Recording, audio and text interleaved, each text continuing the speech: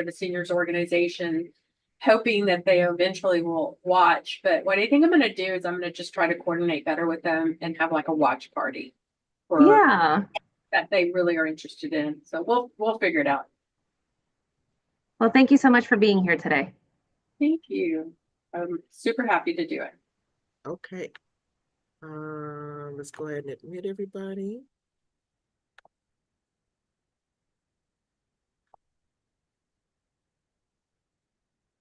All right, I think we got everybody in. Okay, good afternoon, everyone, and thank you all for joining us for today's A Month of Service presentation of Summation of Probate Matters. My name is Nia Murray. I am the Programs Coordinator with Neighborhood Recovery Community Development Corporation, and we are one of the partners in the A Month of Service collaboration. Also included is the City of Houston's Department of Neighborhoods, and joining us today, we have Ms. Cecile Carlson. Also, on behalf of our presenting partner from the Houston Bar Association, we actually have Judge Ms. Pamela Medina with the Harris County Probate Court number 2, who will be presenting the information for you today about probate matters. But also included in the partnership, we have the Earl Carl Institute, Texas Legal Services Center, Houston Volunteer Lawyers, Lone Star Legal Aid, the Harris Central Appraisal District, and the Harris County Tax Assessor Collector's Office. And together we make up A Month of Service. And basically what A Month of Service is the collaboration of all 9 of our organizations. We come together on a monthly basis, offering a variety of different workshops that provide resources and information to the community relative to community empowerment, asset building, asset protection, and the maintaining of generational wealth. We know that there are a lot of underserved communities that are out there that do not have access to a lot of information, don't know where to go when they have questions in regards to their particular situation, when their family members need some type of civil legal assistance and things of that nature, and people just don't know where to go. So we started collaborating several years ago in an effort to reach more people and to get as much information out to the community as we possibly can. So we would go into a particular neighborhood, for 1 month and offering different workshops, and then move and go into another neighborhood until we've kind of made our way around the entire city within a year's time or so. But of course, we've had to transition to the virtual platform due to the pandemic. And we're slowly trying to get back out there in the community because we know that there are still some folks in a lot of those communities that don't have, computers and access to different technology and things of that nature. So we are slowly starting to get back out there. However, this virtual platform has allowed us the opportunity to reach even more people throughout the city of Houston, through surrounding counties, the entire state of Texas, and even in some situations across the country where people tune in online and watch the information that gets presented here. Do know that wherever you are joining us from, that the information is relative to the entire state of Texas. It is not just for the city of Houston or Harris County. So if you're in a different part of Texas, know that this information also applies to your particular, the process applies to your particular area as well. Also keep in mind that the information that we do present during any of our legal presentation is for informational purposes only. It is not to be considered legal advice.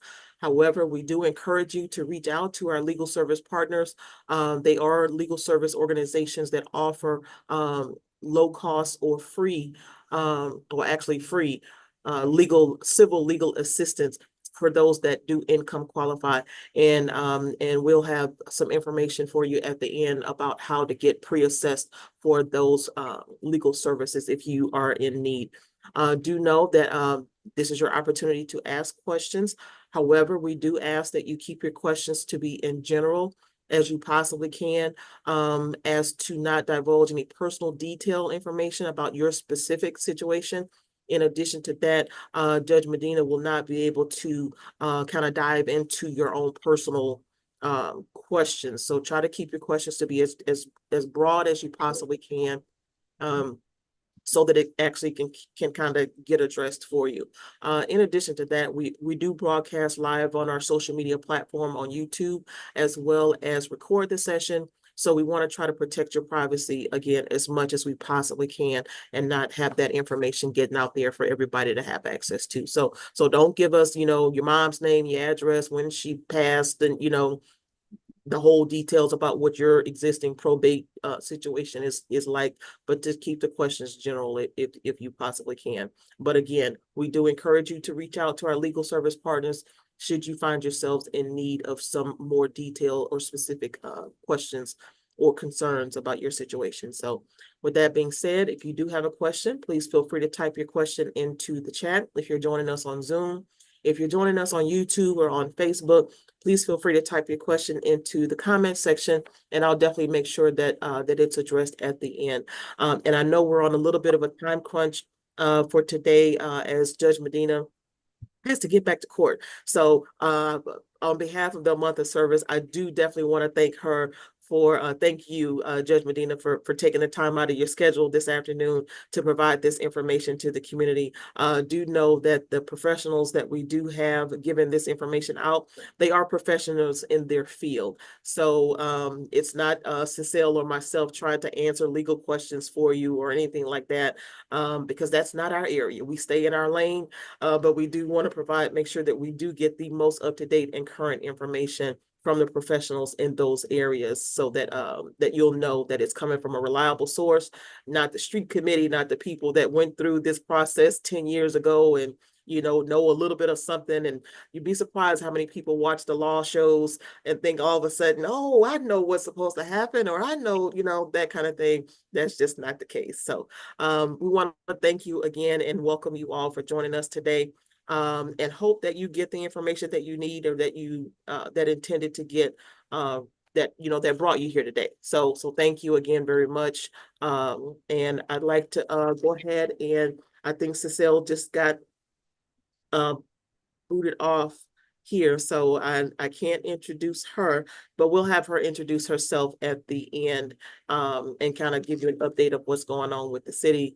But as far as our presentation, we're going to go ahead and get started. So Judge Pamela Medina, would you like to go ahead and introduce yourself, and we can get started? Hi, good afternoon. Thank you most importantly for providing this opportunity. My name is Judge Pamela Medina. I'm the current presiding judge of probate court number 2. So we serve all of Harris County. There's 5 probate courts, number 2. When I was campaigning in 2021 and 2022, what I saw was there were rather many questions as to what probate is. So I had created a PowerPoint and excited to present that today. I've been presenting it elsewhere, so if you're able to get in touch with me, I would love to also present at your civic organizations or any other organizations that you may think that this could benefit those members. I'm a native of Houston. I grew up in the North Side, graduated from UT undergrad, graduated from Thurgood Marshall School of Law. I worked in the banking industry, which is heavily part of probate. I worked in the asset management, managing trust, and estate administration before I opened up my own law firm. Once I had my own law firm, my clients were probate clients. I was handling wills, trust, also working in guardianship. So my legal practice, as well as my prior experience at the bank, I feel prepared me for serving as your judge on the bench in Harris County. So I'm going to share screen. I think I'm going to share screen. Again, just want to remind everybody while she's pulling up her screen to feel free to type your question into the chat or in the comment section. If you're more comfortable reading the question aloud at the end of the presentation, feel free to, raise your hand and unmute yourself, and then you can ask the questions directly as well. It's starting to come up. Okay. Yep, you're good to go there. Okay, wonderful. Thank you so much. All right, so I think I stated what we do. Harris County Probate Courts, we deal with people who have passed away. We're either probating their will, or we are dealing with their heirship if there is no will. we're also dealing with people who currently have either dementia, Alzheimer's, and we have to verify whether or not they need a guardian. And then we appoint those guardians as well. If they also need help with their finances, such as an elderly person who can take care of themselves, but they somehow lack this, level of ability to take care of their finances. We also might appoint a trust. So we could appoint a corporate trustee to help with that person, or we could appoint a family trustee to help with that person's financial needs. So we deal with the wills, when there is no will, the administration of that person's estate, meaning their assets. How did they transfer the assets from the person that passed away to their heirs, etc. And that's what today's presentation is going to focus on, even though we do deal with guardianships and trust and as well mental health. But today's presentation is going to be specifically over what we call decedent's estate. A decedent is somebody who's passed away, and their estate is their assets. So decedent's estate, somebody's passed away. What do we do with their assets? Okay, so you have to come to the court to deal with the transfer of assets. And there's two ways to come to the court. Either you have a will or you don't have a will. And that's pretty much the direction that this presentation goes. So I also just like to show what our docket looks like. A docket in the court just means our calendar. So this is a sample docket. Monday morning, we do guardianships, airships in the afternoon. Ancillary just means anything ancillary to these matters or a trial. So if there's a guardianship, but there may be a trial on this guardianship because they've contested who they want to be the guardian. Once we open up that trial, we might have matters such as, are the parties properly following through with depositions and just document review. And so we can have an ancillary hearing just to hear, are we moving forward? Are people following what needs to be followed? Probate wills, Wednesdays, show cause and DWAP. That means somebody's just not doing something they needed to do. And so we either show cause them to ask them to come in and just ask them essentially, why haven't you done what the court ordered? A DWAP means we're actually dropping it. It's called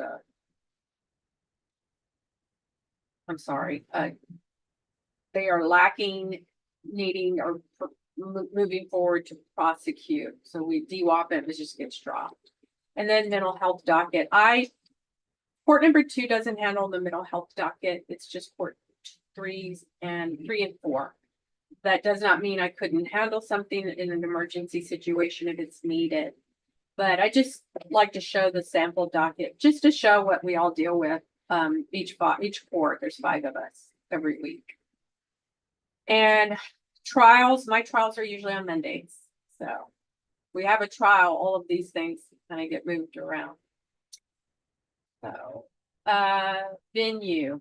I like to describe venue as, where is it proper for you to probate your will? So it's typically in the county where your assets are. So if your house is here, you live here, your bank accounts are all here in Harris County, then you're going to have your will probated here in Harris County. Okay. But let's say for a really long period of time, you lived in Montgomery County. Either you were living with relatives or in maybe a home of some sort. Then you still look at the estate, which means your assets and where they're located. So maybe your house is still in Houston, property that you other property you own is still in Houston. Your venue would still be in Harrison County. Okay. And there are other ways to figure out what your county or venue rather, which county to file the will is. If you lived outside of Texas, it could be where your nearest relative lived. Okay. So just venue just means, where are you going to file to probate the will after you pass away. Again, if you're outside of Texas and you don't have kin inside of Texas, it looks as well to where the majority of your assets are located. Even if you're outside of Texas, but the majority of your assets are in Texas, then they'll look at the county where the majority of your assets are. And that is where you would file to probate your will. Okay. So next of kin, decedent surviving spouse. Then it goes to, if there's no surviving spouse, looks to other relatives, such as the decedent's children or siblings or parents or cousins. Again, that goes to venue. So if you are out of the state and your assets may be in multiple areas in the county, in different counties, you could also look at your next of kin and where they live, and that would be where you would file your will probate. Okay. All right, the definition of what is a valid will.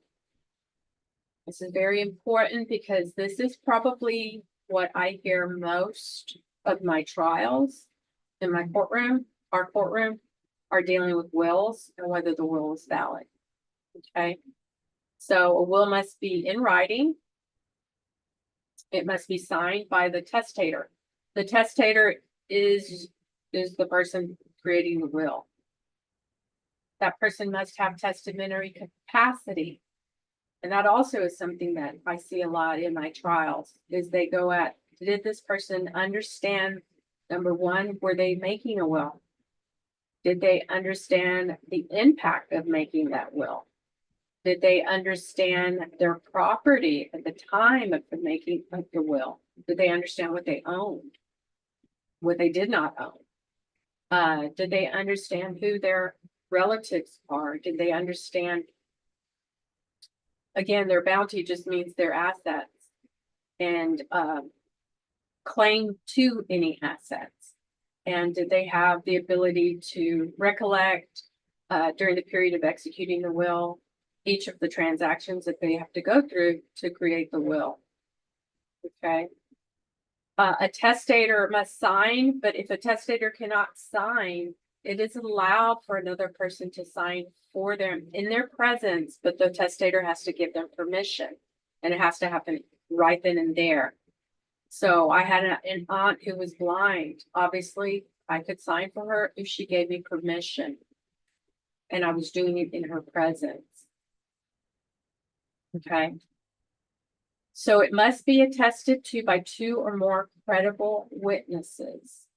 They must be 14 years of age, and they have to sign in front of the testator. You can't take what the testator signed on October 1st and then go get your witnesses on October 2nd. It has to happen at the exact same time. Credible witness is defined by they can't take under this will. They will not have interest in the property passing through this will. Okay. So if you are creating your will, you don't want somebody that you want to take under your will to sign as your witness. So if you have children and you're creating a will, and you know you're going to leave everything to your children, then you will need to get other witnesses to sign your will for you. Okay. And you need 2, and they must be 14 years of age, and they must sign in your presence when you're creating your will. A will can be holographic. A holographic just means that it's in your handwriting. The one important thing about it being holographic is the entire will must be in your handwriting. You can't, download a will that has some, blank spaces to fill in names, etc. That is not a holographic will. That is a regular will, which is all of these requirements. Now, if it is wholly in your handwriting, your holographic will does not need the 2 witnesses. Okay. Another interesting fact is if you signed I and then wrote your name, Pamela Medina, that essentially is your signature. You don't have to then go down at the bottom and sign it. Foreign wills, what we like to advise is if you have property in a foreign state or country, we can admit that will into Harris County. But we do kind of an extensive process to review and make sure it is a valid will in that foreign state, country. Before we'll admit it to the Harris County probate. But as well, as long as it complies with Texas law, we also will admit it. The one suggestion I typically make, if you know you have property in two separate states or countries, is to make sure you create a will for both locations. But the important part on that is most wills have what are revoking a prior will. You don't want to put that in if you have one will that you created, let's say October 1st, 2024, and that's for your Harris County property. And then you have property in Louisiana and you create that October 2nd, 2024. So your Louisiana will, typically wills will say this will revokes all other wills. You don't want to revoke your Texas will. So that language should not be in there, okay? You want two different wills for the two different places where you have property. And the self-proving affidavit, it is not a requirement for your will to be valid. What it allows you to do is it allows you to have your witnesses and your signature to be attested to by a notary. That notary signs on your stating that they were there, they saw everybody sign at the same time, et cetera, et cetera. What it allows you to do when your family is now trying to prove up your will and coming to the court and prove up your will, it allows for there not to be any witnesses to come and prove, rather provide testimony. I have often lawyers coming to the court, and as long as they have a proper self-proving affidavit on the will, the lawyer proves up the will, and no family member has to come, which is very convenient. So when you have a will, it typically names your executor. And it typically will state that the executor has the ability to administer the estate. By administering the estate, what I mean is any and all assets that you own upon your death, the court then gives letters to your executor, and then the executor takes those letters and transfers properties from your name, because now you've deceased, to those persons you named, typically to the estate, and then those persons that you named in your will. So it's a transfer of the assets out of your name and eventually into the persons you named in your will, what we call devisees, right? That's what administering your estate means. Collecting assets, paying debts, and you can, if your will allows it, the court will allow it if your will states that it can be independent of the court. If you named your executor and you trust your executor, then that's independent of the court. They do all those things of bringing in the assets and paying debt, et cetera, and transferring final assets to your will devisees without court supervision.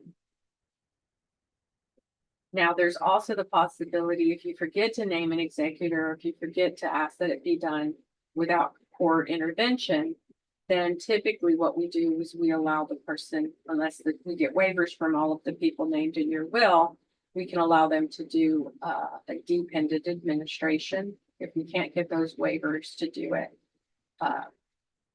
independently, then we'll need to, the court will request that it be done dependently. That just means that the estate administration is done with court supervision. So that just means that your executor, because they're acting dependent, they're dependent on the court approval. So they're doing the exact same actions, bringing in assets, paying off debt, etc. But they just have to come to the court for every single thing that they're doing. So for instance, if they have to sell a house, they have to come to the court.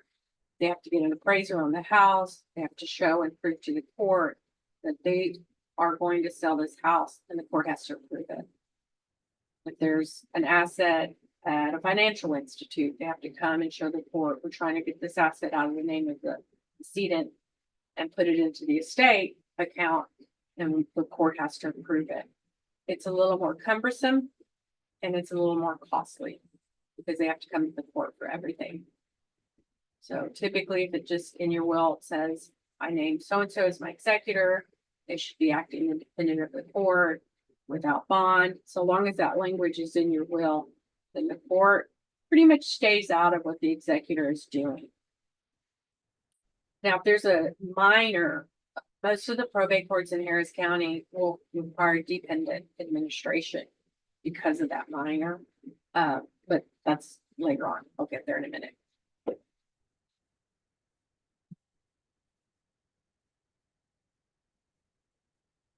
And this last line is the will offered for probate within 4 years of the decedent's death.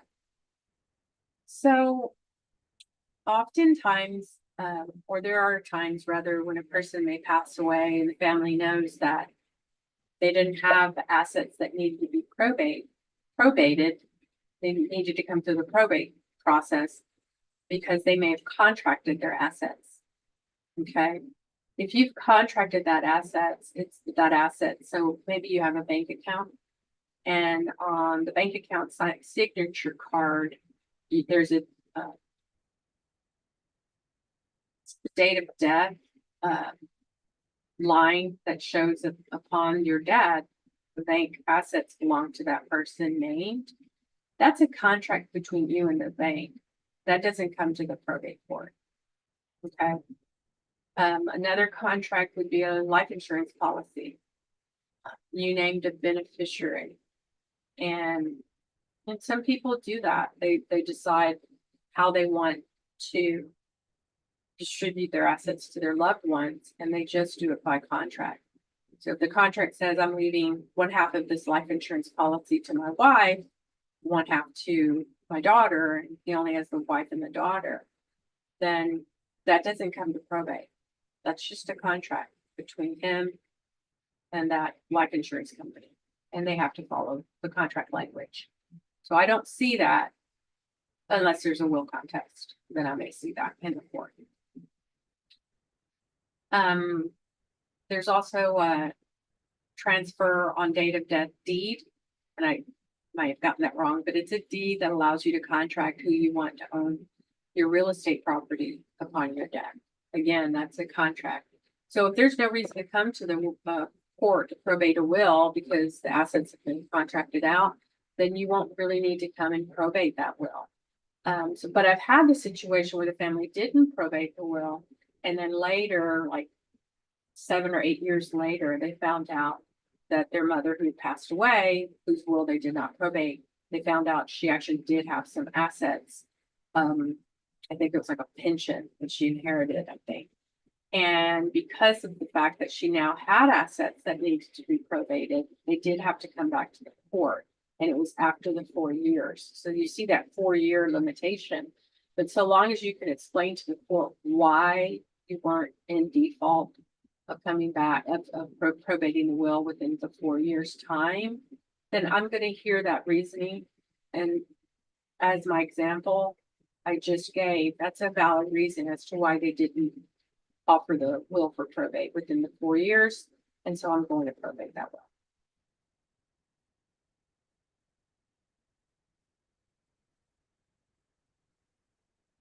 And this kind of explains it. So typically it's because there's a property that they need to recover, and they found out at some point later on.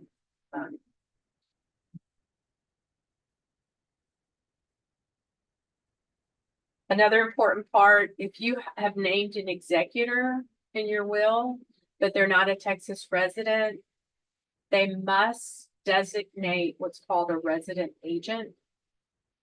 And that person pretty much acts in their state here in Texas, for notice. So in other words, if there's some reason for one of the beneficiaries that needs to get in touch with the executor or somebody besides the beneficiary, that person would act for notice purposes.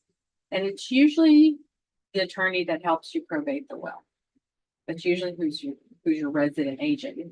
Like, let's say your daughter, you appointed or you named her as your executor in the will, then she moved to California, and then you pass away later. She can still act as your executor, but she has to appoint a resident agent.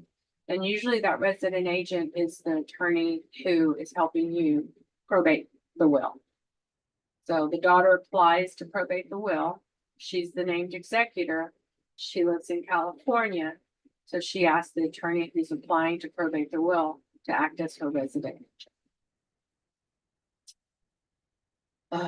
So determination of heirship. So a determination of heirship is when you don't have a will. So what I just explained, the process that I just explained, that's when you do have a will. So you have a will and it's a valid will, and you go through the will probate process here in the same court. But when there's no will, you have to go through a very different process to determine who the legal heirs, who is going to take from your estate. So no will, but you still have assets, right? Those assets still need to be transferred out of your name into your proper heir's name. So it's a procedure separate and apart from the administration, and it's called a determination of heirs. And what that is the attorney you hire files the application. Let's say your mother passed away and she did not have a will. So you hire an attorney and you state that we need to go through an heirship determination. And so the court, upon the application of this heirship determination being filed with the court, we will then assign an ad litem, which is a second attorney. That attorney is taxed with the responsibility of finding out if there are any unknown heirs. So your mom passes away. Maybe you have 3 or 4 sisters, brothers. So you know, okay, mom passed away. It's just us. And dad passed away before mom. It's just us siblings. So the lawyer is going to interview each of you to make sure it's just you all siblings. And the questions are very personal, unfortunately, but they have to find out. Did she maybe adopt away a child when she was younger? Did she take anybody into her home and treat them like a child? Because that's adoption, once certain requirements are met. Did she maybe live with a gentleman or other person, and that person, she held them out as a husband or a spouse?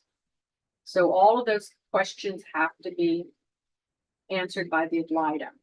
And if things come up, such as, let's say there was a child that she adopted away when she was very young, that person, because there's no will, that person becomes a legal heir.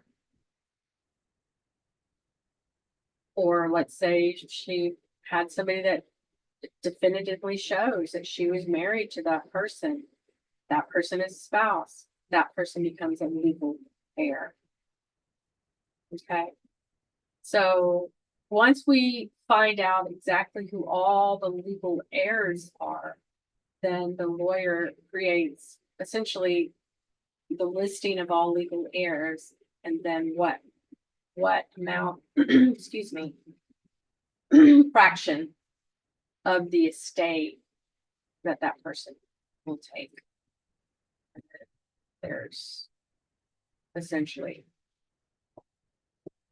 so it's a married person with children or other decedents. And these are kind of our pie charts that shows who gets what. So if the person that passed away was married and also had children or other descendants, then that person's personal property that's separate, not community, personal property that's separate, 1/3 of it goes to the surviving spouse because they were married, remember? And then 2/3 of it goes to those children. This is personal property. So 2/3 go to the children. And again, remember what I stated, if they adopted a child away, that person becomes a part of the children. Or if they adopted somebody just by stating that they wish to give them, inheritance on their death, or they call them my child, and there were promises made, that's adoption.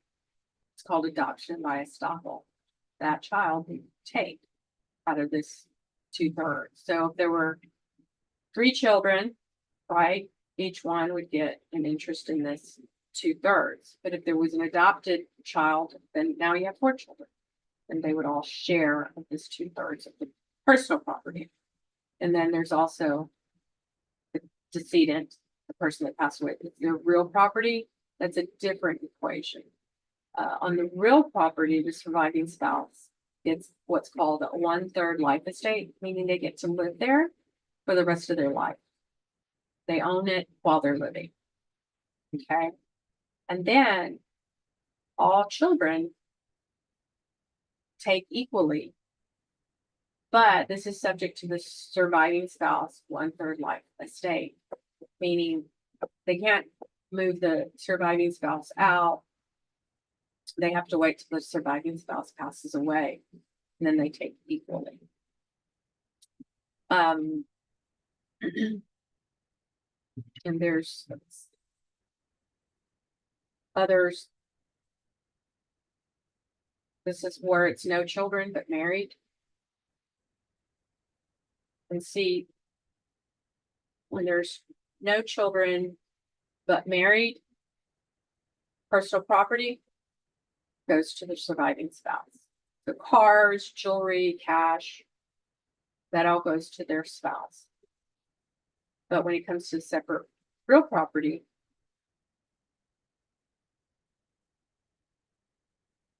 the surviving spouse gets 1/2 interest.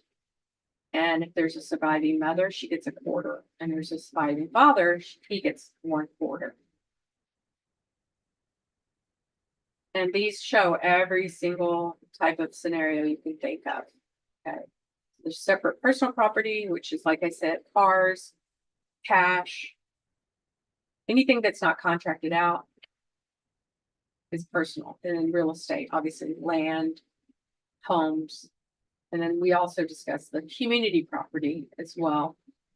So, and hopefully each one of you will get a copy of this.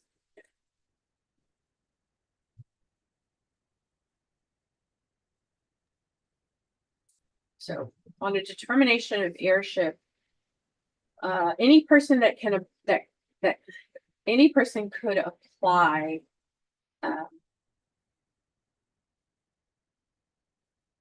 that may have an interest in the estate. A personal representative of the decedent's estate, a person claiming to be a creditor. So if you owe monies and you die without a will, that creditor could come and ask for the heirship determination to be finalized by the court.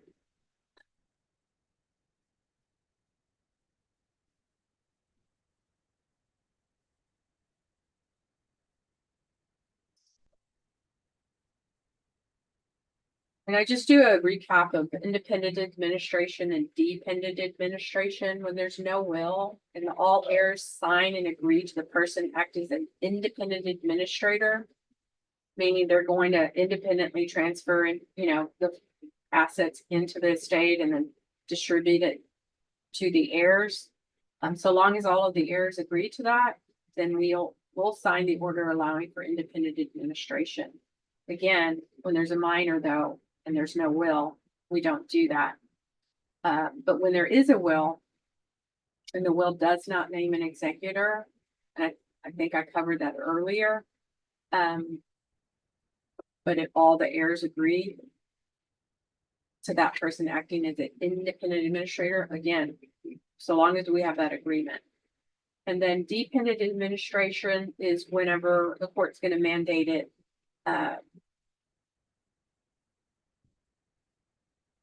If no one agrees, if even one person doesn't agree, we'll make it dependent. Or there's minors, we'll make it dependent. And then if a will exists, but doesn't name the executors, name an executor, and the heirs do not sign that they agree to independent, then the court can't do it independently. We'll have to do dependent. So that's just if your will doesn't name an executor or your will doesn't exist, there's different ways we can do it dependent, or there's different ways we'll do it independent. And again, going back to what I previously described, independent is the easier way. It's less expensive. So the easier, less expensive way is to have a will, name your executor, and ensure that the executor named can act without court intervention or court oversight. And here's the language right here. Executor, naming your executor to serve without a bond or court oversight. As long as we see that language in there or something similar to that language, then we know that the testator wished that this will and its estate be done independently. And so we're going to follow that wish written into the will. It's just when it gets a little unclear, obviously the will exists, but it doesn't name an executor. And obviously if it doesn't name the executor, then it obviously doesn't name with or without bond or court oversight. So once we don't have that, then we just go with dependent. There are two other ways of administering an estate that's not really complex. So you've passed, you don't have a lot of assets, and your family really just wants to kind of get into the court and out of the court and just maybe transfer a car and maybe transfer the house. And that's it. You still need a will to do a minument of title. But like I said, this is not a full estate administration. This is just a really kind of a quicker, easier way to transfer the title of the house and other matters into your name, your beneficiary's names. Hold on 1 second. Sorry.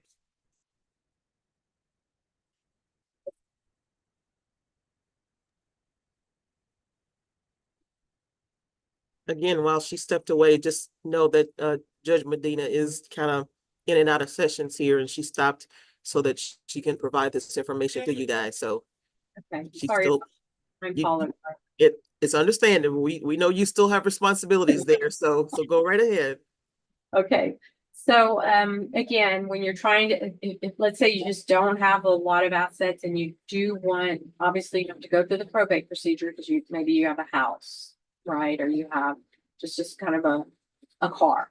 And so if those are the only assets in your estate, then you pass away, then your family member or your beneficiaries to your will rather, they can proceed with a minument of title. It's an application for minument of title. And like I said earlier, it's just a little quicker way to probate your assets without going through a full probate. So the full probate was what I explained earlier, where you name the executor and that executor brings in the assets to the estate, and then that estate account then distributes to those named devisees on your will. Maybe it's because it's just a more complex estate. Say you have a house, you have land, you have a car, you have a van, you have an IRA account, you have a pension. So something like that. Oh, and you have maybe some credit card debt. Something that complex, you would not be able to use a minument of title once the person passes away. Okay, so minument of title means it's kind of a very simple asset estate. And it allows the family, you know, after you pass away, to apply to the court and take, you know, apply to the court. I'm sorry, and file your will with the court as well. And the only requirements is that the person dies with a will. It's called testate, with a will, and there are no debts of the estate. So no credit cards or loans. You could have a mortgage on a real estate. That's the only thing you can owe. Okay. So if those are the only assets that you have and you have no debts, maybe you just have a car and a house and you pass away, this is the procedure. So you're not going through a full estate administration. This is the procedure you can use, or your family can use, to make it just a little simpler. Or you, obviously, if you have a family member that passed away and all they have is a mortgage and maybe just a car, and that's, again, no credit card debt, this would be the application you could use.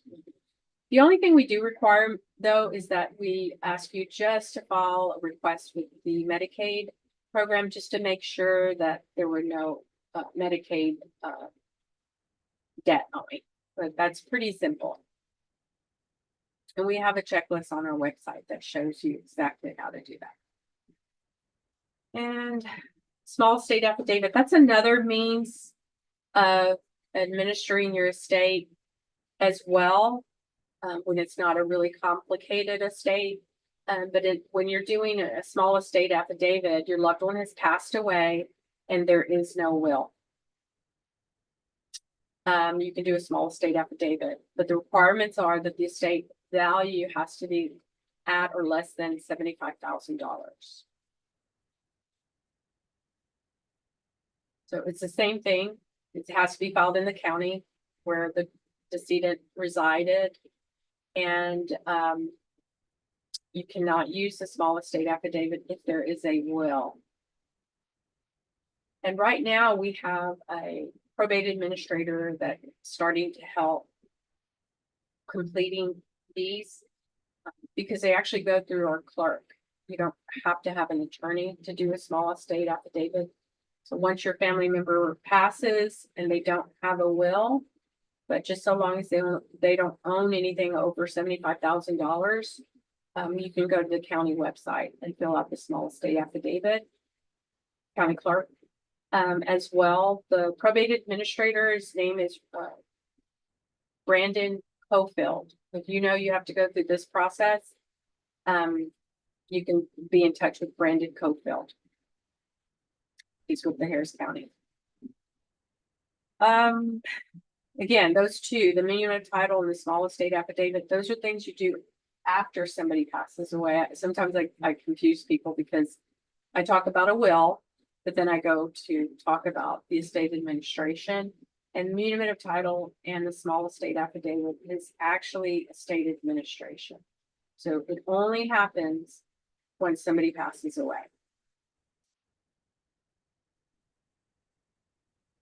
And I do include definitions at the end of my PowerPoint. I always like to explain to people that the probate arena has a whole lot of definitions. And I always feel, because I was a teacher in my previous life, that if somebody doesn't understand what you're saying, then you've lost them. And a lot of times when we use these very specific legal terms, we might lose people in understanding. So that's why I put these definitions at the end of it, to just ensure that if you do have questions as to what it is we mean, these definitions are there to help you understand what it is. So decedent, a person who's passed away. Testator, the person who executes a valid will. Estate, the decedent's property. It can be in the original form. So if the house is in original form, but once you sell it, it becomes cash. That's still, the cash is still an estate. Administration, which we talked about quite a bit today, paying debts, bringing in assets, transferring title of real property, And these are all things done by the executor or the administrator of the decedent's estate. So the person who passed away, their property. And remember, executor is when you have a will. You name an executor. Administrator is typically when you don't have a will, we go through an heirship procedure and then we name your personal representative or your administrator. They're kind of used. You can call the person that's named your executor, you can call them your personal representative, or you can call them your administrator. But if you don't have a will and you have to go through the heirship procedure and we named an administrator for you, for the assets rather, for your estate, then it's not an executor. It's an administrator. So wills create executors. So I won't read everything else, but those are just people who benefit and how. Heirs, devisees, beneficiaries, distributees.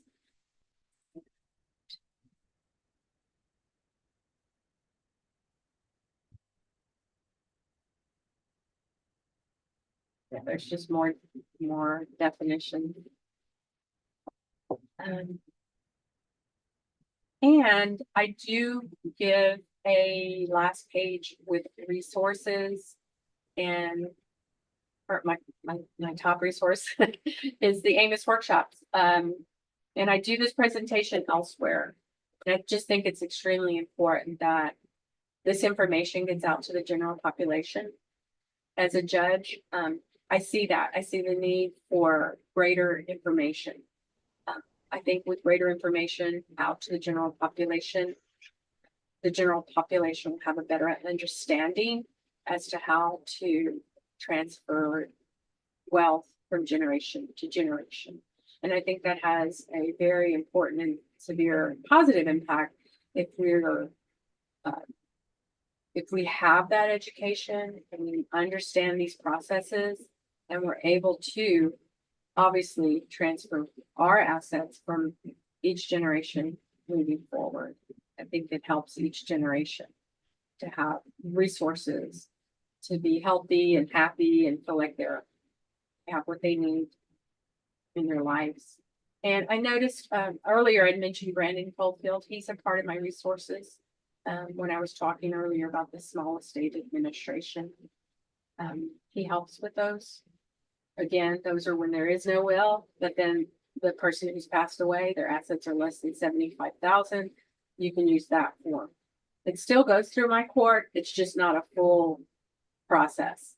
It's not as costly either, but I still sign those small estate administration documents. And then, of course, Houston volunteer lawyers, you can get free legal services. It's income based. Houston lawyer referral services gives you first 30 minutes consultation is only $20. And then if you wish to continue, you would obviously pay the lawyer that would help you their regular rate, but it gives you a little consultation. Robert Hainsford Library, it's right here downtown. I can see it from where I'm presenting. It's a great way to find documents that you may need. It's really what a lot of our pro se people that come into our court that are pro se, they use the Robert Hainsford Library. And then, of course, our 3 schools. South Texas College of Law has the clinic. Thurgood Marshall has the Earl Carl Institute. University of Houston has their legal clinic. So these are great resources. And again, I hope each of you are able to access the PowerPoint so you can have those resources. But thank you again. Thank you all for your attention. And I really appreciate this. And if I can come back, I'd be more than happy to come back. And of course, I'm open to questions. Thank you very much, Judge Medina. There's a couple of questions in the chat, and then I have a couple of questions too for confirmation. If a person dies without a will and no spouse or relatives, can a lawyer represent the estate after one dies? There has to be an interested person that would be coming forward to apply. So it wouldn't just be a lawyer. So earlier there was a list of people who could apply. Somebody that the person who died, if they have a debt owing, so that creditor could come. But it's not just any person that It would have to be, and it's a definition of interested person, meaning they would take or could take from this person that passed away's estate. So somebody has to actually start the application for probate. Somebody has to file the application. And Yeah. could a creditor start an Yeah. application if they know that you owe a debt or something like that, can start an application for probate? Have that. We've had that many times where there's a bank that comes in and files for the heirship proceeding.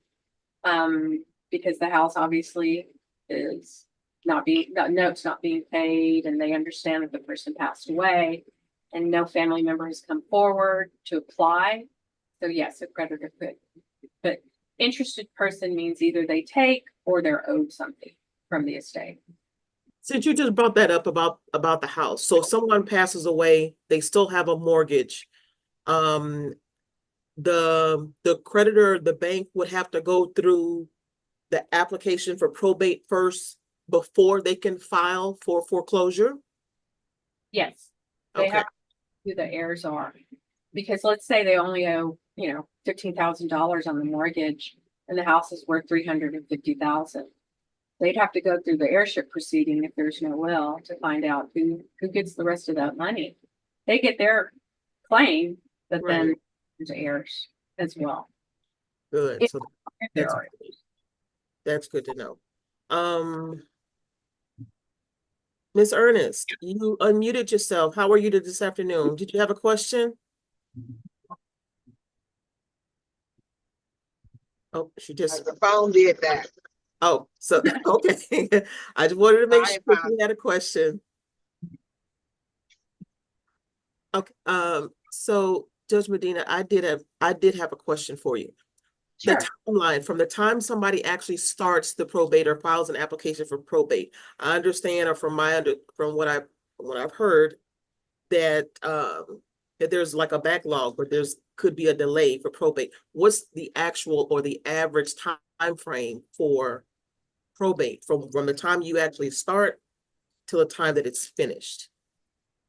So honestly, it depends on the estate. So once you apply to our court, I can't speak for every court.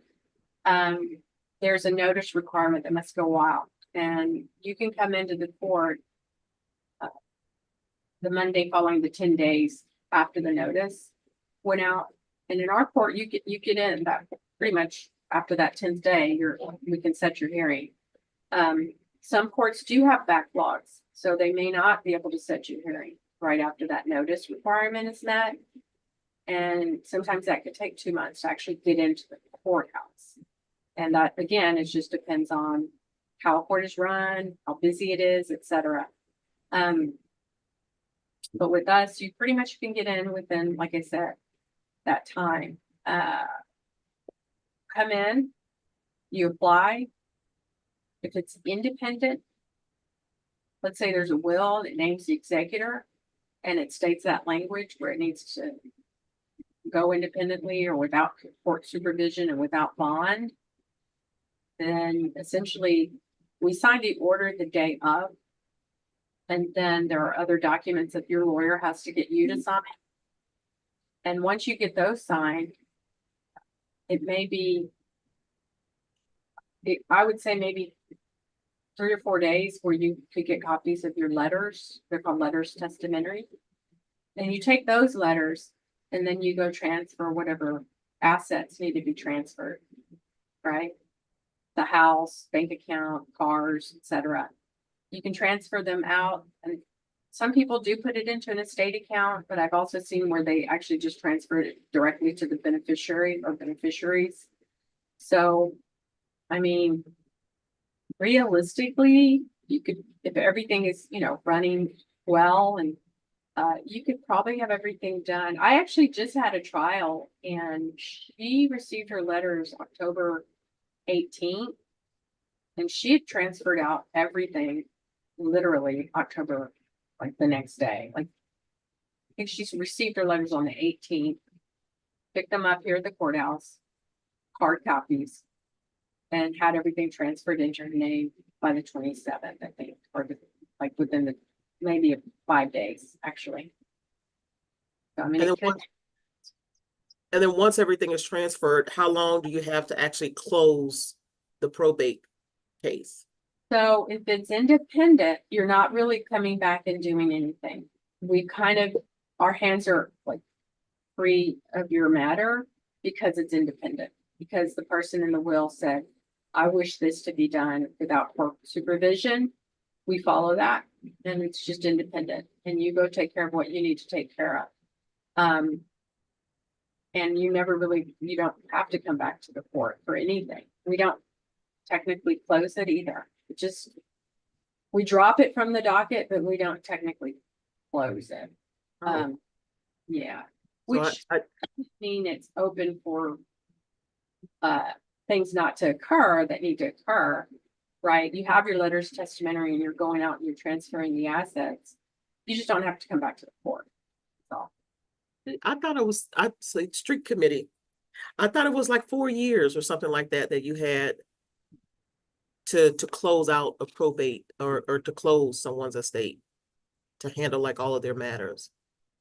the limitation on actually what timeline you have to take care of things, we Yes. have people to come back, and that's why we don't close it, because if we, that's the problem, is that they're not doing it within the time allotted. That's why we don't close it. If they, let's say a beneficiary says, okay, I'm supposed to get, 1/4 of the real estate, or I'm supposed to get 1/5 of the IRA or whatnot. And if it takes the executor a really lengthy amount of time, they come back to the court and they ask that the administrator be removed. So yes, there is definitely an ability to come back. And that's why we technically don't close it. I know it sounds strange, but we don't close it so that that person or those persons can come back and say, look, we've been waiting 3 years and nothing has happened. And so we still have it open to allow for any and all matters to get resolved while it's still open. Gotcha. Miss Kimberly, I see your hand is raised. Do you have a question? I do. I almost forgot that question. So, real quick, if a person is residing in the house and have lived in the house since the death of the person that owned the house, which was like in 92, they've been there, keeping the maintenance up on it, paying the property taxes. But there are other Heirs? heirs to the property, but they don't want to sign the property over to the one that resides in the home. What do you have any suggestions on that, even after it's been offered to maybe buy them out? What suggestions do you have to I guess for that person to gain ownership so that they can do they currently as an heir, but just for the property to be transferred in their name so that they can do some upkeep on it, maybe get a new house, just so that they can maintain the property itself. That sounds like one of those questions I probably shouldn't answer as a judge. Okay, let me help you out. Okay, so on the second Thursday of each month, we have an inherited property presentation where an attorney kind of gives you the steps when you've got multiple heirs, how to clear that heirship property, what happens in those kinds of situations when you've got multiple heirs or somebody's living there and then somebody doesn't want to, maintain maintenance. If somebody wants to sell, if somebody doesn't want to sell, what happens in that kind of scenario. So if you want to tune in next Thursday for the clearing title or inherited property, she can get a little bit more specific because I don't want to put the judge on the spot with trying to. I understand. Thank you so much. I appreciate that. No problem. And I'll put the calendar in the email that I send out to everyone too, so that they can see the schedule of the other workshops that are kind of related to this kind of a topic. And you will receive a copy of the presentation along with the recording as well too. Yes, ma'am. Okay, thank you so much. I appreciate you all. Thank you. Appreciate your questions. Miss Lacy, you had a question? Yes, I had submitted, I think, 3 questions ahead of time, Yes, I but see it here. I'd like to just go ahead and ask them. I Okay. wanted to, in the determination of heirship, after that's been completed, does the judge appoint the administrator, or can the administrator be an individual, one of the heirs, or does the judge decide in that dependent administration who the administrator will be? If that makes sense. That is a determination made by those legal heirs. Okay. Or somebody who's an interested party, like we spoke about earlier, about the mortgagee. Typically it is one of the heirs. And so long as all the other heirs sign off and say they're fine with it, then the court appoints that one that everyone agreed to. If they cannot agree, we can bring in a third party administrator, and usually that's an attorney. Yeah, that only happens if we just can't get agreement. Oh, thank you. Does the So- estate pay for that attorney? Yes, everything comes out of the estate. Yeah, and I that's, I wonder- think my biggest point today is the cost when you don't create your will are pretty high. And they can be in the, obviously what I just explained, you have a secondary lawyer for an heirship determination. But as well, if you can't agree, if all the heirs cannot agree, then you may have this other lawyer coming in to act as administrator, which is also very costly. But again, that's when we have to do an heirship determination. If you have your will, there's no question. It's just who you named in your will. That's who you're leaving your assets to. And it's because you put that language without bond, without court supervision, again, we have to follow your wishes. The only time we don't follow your wishes is if somebody were to contest the will. And so long as your attorney and you work on it and you follow everything that's needed, we have a checklist here. As soon as you follow everything that's required, you get on one of our probated will docket. One of them on Tuesdays. We have a 9 o'clock, a 10:30, and 1:30. You get on one of those. But as soon as we get a letter from somebody saying, I contest the will, it can be just that simple. I am so-and-so, I contest the will, and they may name the cause number. They may name the name, not sure. We have to make sure we then pull that will off of our regular probated will docket. And now it's a will contest. And now we have to go through it as a trial. Now, do they have the option of non-suiting their will contest in the future? Typically, it's because the attorneys have spoken with one another, or you all have mediated and you've agreed to something and they cannot sue the will contest. Typically, that's what happens. And then you go forward with the regular will probate, with the original will, if that happens. Does that answer your question, Ms. Lacy?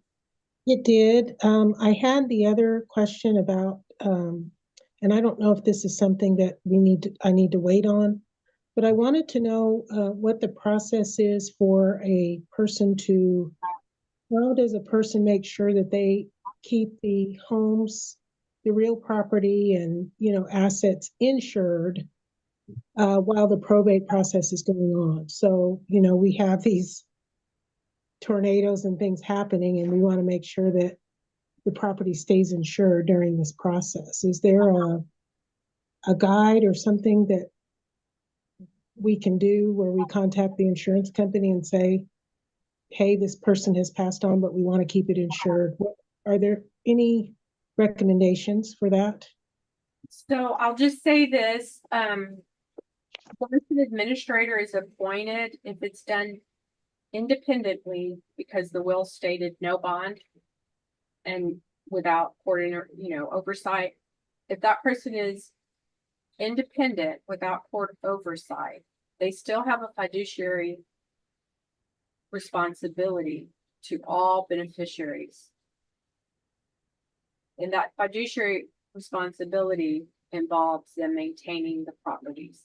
If they rent something out, the rents have to go into the estate. If there's somebody living in the house that is only one of the beneficiaries, and there's 5 other beneficiaries who don't get to live rent-free, that's a part of their fiduciary responsibility to make all parties, not parties, but all beneficiaries equal. So they can't let one person stay free while 5 other beneficiaries don't get that same, option while they're administering the estate. So another obviously reason, fiduciary obligation is to ensure that they maintain the property, and a part of that would be insuring the property. But that goes into their fiduciary obligation, if that makes sense. Because what happens is once they've been appointed, is they are no longer just a beneficiary. They've risen to the level of owing a duty to all beneficiaries as the administrator or the executor. They're now what is called a fiduciary. They have a fiduciary relationship to the beneficiaries. And a part of their relationship is to maintain the property. And is the fiduciary responsibility also paid by the estate? They can be paid out of the estate. If it's a family member, usually they don't ask, but if it's a lawyer, they get paid. If I have to appoint a lawyer. So again, if you have a will, your estate administration costs are going to be less expensive compared to when you don't have a will. But it's my cutoff time. I told the lawyers I'd be back at 2:15. So again, Okay. thank you so much. And if you want to send me, Ms. Murray, if you want to just send me some questions, if I didn't get to answer them, I don't mind answering by email.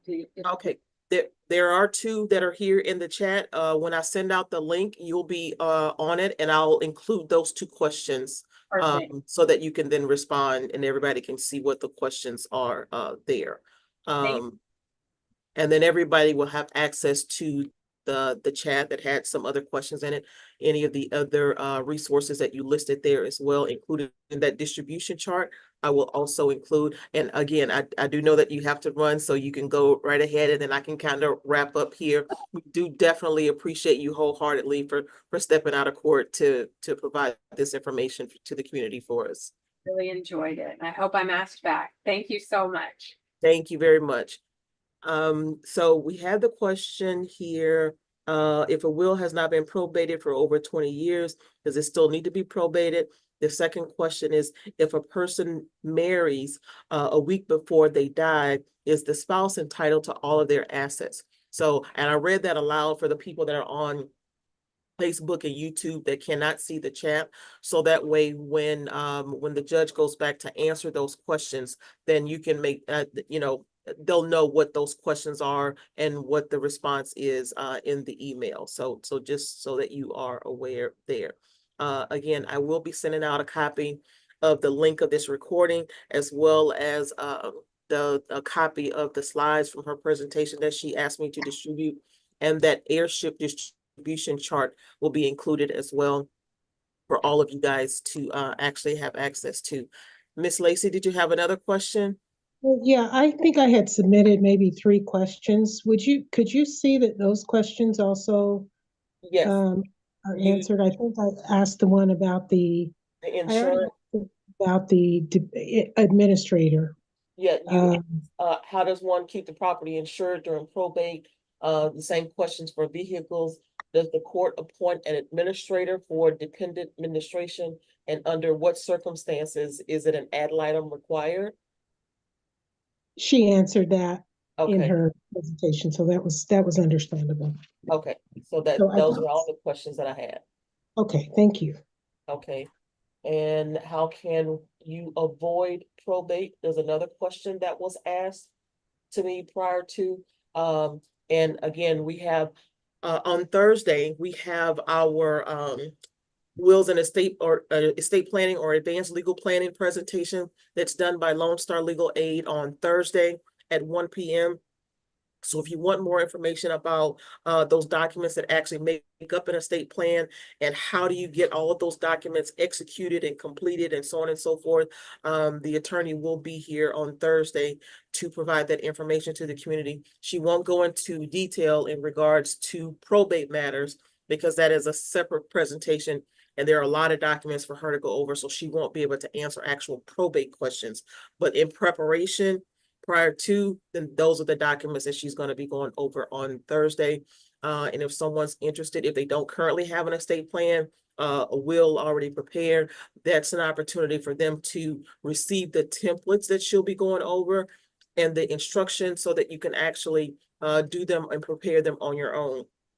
In addition to that, you'll go into a little bit more detail about the other resources that are available, as well as our pre-assessment opportunity that you've got to reach out to the attorney organizations that are part of the A Month of Service collaboration, where you can get an estate plan actually done on your behalf. One of the things I do want to give a real quick plug for is one of the things that you can do to help with avoiding probate is when she mentioned the transfer on death deed. The transfer on death deed is a document that you can transfer your property to a person that you want it to go to without actually having to go through the probate process. And we will be having a Todd clinic on Tuesday, October the 29th. And I'll include that information on the emailed out to you guys as well. Again, we do apologize that that the judge was not able to stay on the entire time, but again, she did volunteer her time to come out and provide this information to all of you guys. And she had to get back to court. So if you have any additional questions, please feel free to shoot me an email, and I can make sure that they get sent to her so that she can then respond in the email to all of the additional questions. But you will get a copy of the link of this recording, the resources, and the other information that she covered here today. So without further ado, if there are no other questions, you guys can have the remainder of your afternoon back. And again, I hope I got the questions in the chat and spoken aloud for all of you all. Ms. Lacy, yes, ma'am. I'm sorry, I did not mean to raise my hand, Oh, that's okay. but thank you very much for everything today. Thank you. Thank you. We appreciate all of you all for joining in. You all have a wonderful remainder of your afternoon. Take care of yourselves, stay safe, and we hope to see you on Thursday for our wills and advanced legal planning that's scheduled for 1 p.m. on Thursday, presented by Lone Star Legal Aid. The following Thursday, the presentation with the Texas Legal Services Center, who will be doing the inherited property, how to clear title when you've got multiple heirs, and some other additional probate concerns when you've got some other heirship concerns as well. So join us for those two presentations as a follow-up to this one if you need more information. With that being said, I think that's about it. You all have a wonderful remainder of your day, and we will see you all next time.